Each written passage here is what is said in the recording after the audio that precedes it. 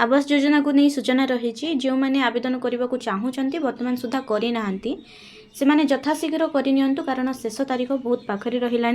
आवेदन करनी एने मंत्री कहते पंचायतराज मंत्री रवि नारायण नायक एक कथा कहते आगु को किसी इनफॉरमेशन देते विषय चलते डिटेल रे जानिबा ए वीडियो माध्यम तेणुक वीडियो को स्किप करेंगे वीडियो को शेष पर्यंत देखिए एवं चैनल को सब्सक्राइब कर बेल आइकन को क्लिक करेंगे एमतीया इनफॉर्मेटिव वीडियो डेली पाइबापी।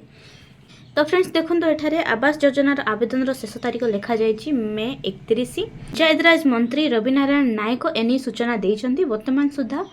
36,81,000 तालिका पहुँची जो मैंने पंजीकरण करना तुरंत कर बोली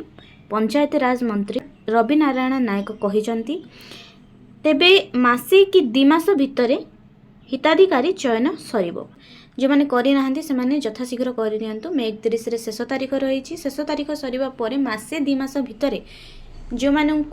मिलिबो आवास योजना जो मैंने आवेदन कर भितर के मिलिबो आवास योजना के वेरीफाई हेबे मानू चयन करा जिवो एवं 36,81,000 वर्तमान सुधा तालिका पहुँची सारी। तापर देखिबा निज घर किनिबा प्रत्येक व्यक्तिर स्वप्न प्रायतः लोक मानू निज घर किनिबा पई बहुत समय लगे अन्य पक्षरे देश रे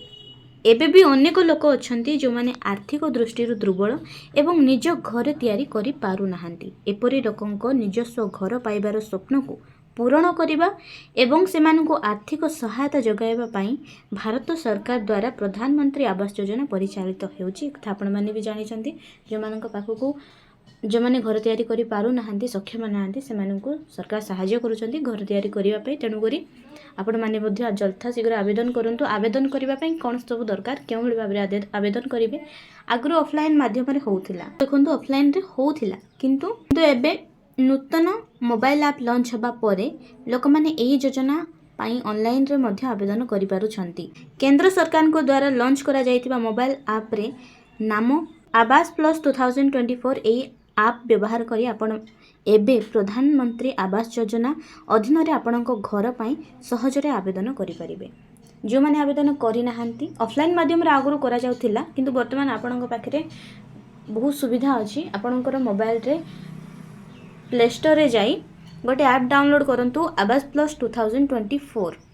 ए ऐप टी डाउनलोड करंतु देखंतु जो माने एप्लीकेशन जानि नाहंती से माने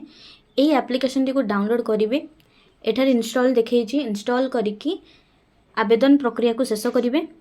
तो दर्शक बंधु जो मैंने आवेदन करना यथाशीघ्र आवेदन करंतु वर्तमान सुधा 36,81,000 लोक